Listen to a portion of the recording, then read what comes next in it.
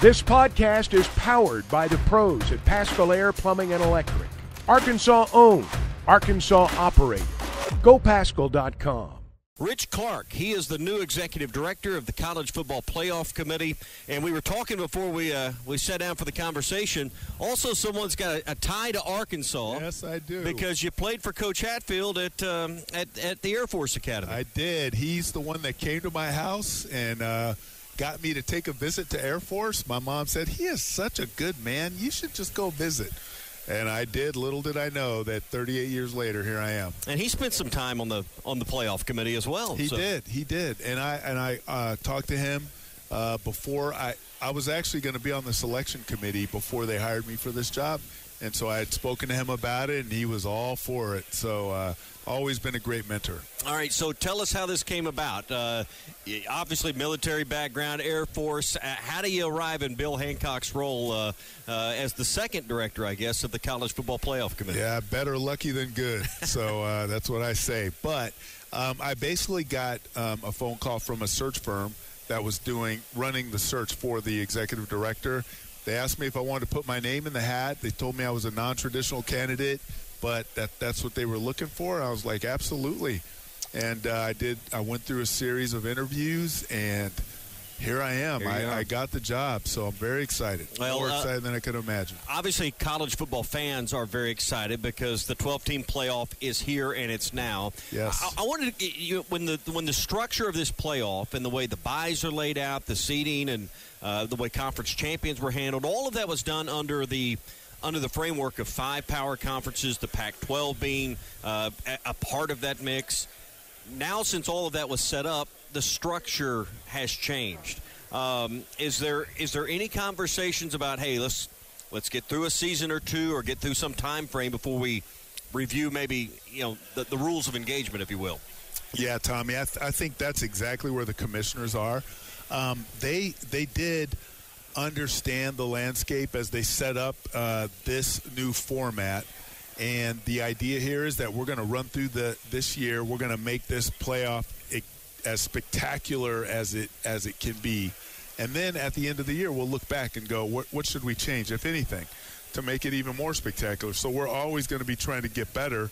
But right now, there's no talk of changing anything. We need to see how this goes and then make some decisions. Yeah, if you look at how all of this is married together with cooperation from the bowl games, trying to keep them in the mix, the conferences as they exist in the mix, the TV partners, you've got a lot of plate spinning to kind of keep all of that together. Lots of them. We have a lot of great partners, but it really does take all of them. Our bowl partners are critical. I mean, they are brilliant at putting games on. And we need them for the quarterfinals and the semifinals, and it's going to be amazing. Our media partners to get this out to the public and to our fans in the best way possible. The commissioners, our institutions, there's just so many different people, but most important are our student athletes and our coaches. So with the involvement still of the bowl games and now the introduction of on-campus games, those will eventually clash, because I think I'm of the belief there's going to be an appetite to expand the on-campus element of this. I think it's going to be something that we've obviously never seen before. How will postseason games on campus be viewed, and how will y'all determine whether or not that's an element that should be expanded? Well, I think we'll have the best view of them after we do it. We'll execute this year, the first round, and see how that goes, But right now, our bowl partners, our bowl games, those New Year's Six bowls they bring the richness and the tradition to college football, and they're great partners. So, we need to go through a season and really take a look and do an evaluation. But right now, I think we're in a good place with that mixture of on-campus bowl games and then the championship game in a host city. Rich Clark, Executive Director of the College Football Playoff Committee, and the 12-team playoff format that we will all watch unfold this fall. You spent a year or so with Bill Hancock and kind of shadowing him. And what were some of the things that, hey, I expect certain things about this job that are just, part of the day-to-day, but what are some other things that, coming from the background you've been in, that these are some things I didn't expect about the role I'm stepping into. Right, yeah. Well, first I'll say, Bill, we got about 5 months, 6 months to do things. I would meet him at different places or participate, and I'll first say he is amazing. He is a great gentleman. He knows college football. He knows athletics like nobody else. So I was learning from the best. The things that surprised me, I would say probably the passion that people have. And I was a fan. I still am a fan of college sports. But people are very excited about where we're going.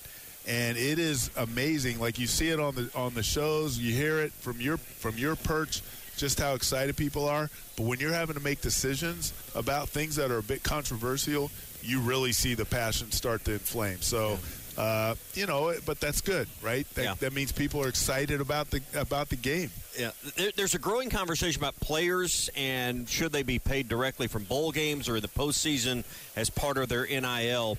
What would be your position on that, and what do you think the future of players in the NIL era and postseason games? Well, that's a good question, and it's something that I keep my eye on because it's not necessarily in my decision cycle. Like, that's not something that I'll be making decisions on. However, it is something that adds some pressure to our commissioners. They have to make decisions on that. They're my bosses, and I need to make sure that I'm following that, understanding how that might affect the game so that we can evolve if it does change. Is the potential length of the season for a handful of teams a concern of anyone in the process? I mean, I've heard the question asked a time or two this week about potentially 17 games, I guess, for two teams. Is that a conversation that gets overstated because of the limited number of teams, or is this something that when you visit with the power brokers that they want to make sure that is handled in the right light? Yeah, that was something that the commissioners really kept in mind as they were helping, as they were pulling this format together. A couple things, you expand that season more. It is, that takes a toll on a team. Even if it's only two teams, it takes a toll. They also talked about the time from the conference championships to the first round of playoffs. They wanted there to be a decent amount of time, not too long, but enough for the teams to get their legs back under them, heal some injuries, have a little bit of space before they hit the playoffs. So these were things that they thought about and they considered, and I think they found a good balance. But again, we'll have to look back at the season when it's done and make some some assessments. Were you able to attend and observe the committee meetings last football season? I was. What'd you learn from those? Whew, that's hard work. You talk about the selection committee. Yes, yeah. Yeah, hard work. Those folks in that room have a tough job, and they're well prepared. They watch games for, the whole weekend. They get them on an iPad so they can watch a game in about 45 minutes because they cut some of the, some of the dead time out, and they watch dozens of games. And they come in there ready to go. And I was so impressed at the integrity of that room. I was impressed with the collegiality, but they put some tough conversations on the table, and they deal with it, and they knew last year some of the decisions they made were going to be tough, and they were like, this is going to leave a mark. Yeah. But we got to do the right thing here, and I think they did. So observing that through the end of last football season and going through the postseason cycle, what are some observations you made and using your life experiences, career experiences? Hey, here's some tweaks. Here's some things I'd like to see us evolve on. Yeah, I think the things that I would like to see us evolve on are really more process-oriented things. Like I want us to be able to think more about the future of college football, especially now that some of these changes have happened and the landscape seems to change minute by minute. And I want to be like someone like Bill Hancock. He understands the landscape a lot more, right? And he has a more intuitive look at the sport. For me, I want to have the process in place so that those of us who maybe aren't as intuitive or aren't as knowledgeable can have a way to look ahead so that we can not just wait for the change to happen and affect us, but actually anticipate what changes might happen and be able to get in front of it. What about New Year's Eve, New Year's Day? The committee seemed to the structure of it has been really hung up sometimes on New Year's Day and New Year's Eve. how do you navigate through that and the calendar and the TV partners? Right. Well, that's always an ongoing conversation. Right now, we're in a pretty good place with the schedule, at least for the next couple of years. But, as we evolve, maybe there needs to be some changes. But right now, I'm interested to see how this plays out because I think we got in a good place. I think we're in a good spot for that. A couple more, then we'll get you out of here. There's an inevitable battle for television sets and screens on the Saturdays in December with the NFL. Don't you know it? That's maybe the biggest battle for college football at this point. How do you navigate that? We have to work with the NFL as a partner. I mean, if we don't sit in a room and talk about how we're going to do this, someone loses big, right? But there's some win-win opportunities here, and I think we have to get together and really talk it out because there's going to be some great football, and we want everyone to be able to experience it. Rich Clark, Executive Director of the College Football Playoff Committee. We started out talking about Coach Hatfield, who you played for at Air Force. Give us a great memory or a moment you remember playing for Coach. A lot of our listeners certainly remember him from his playing days at Arkansas and his coaching days in the 80s. He's still the last coach at Arkansas to win a conference title. Okay, so here's a great moment, Ken Hatfield moment.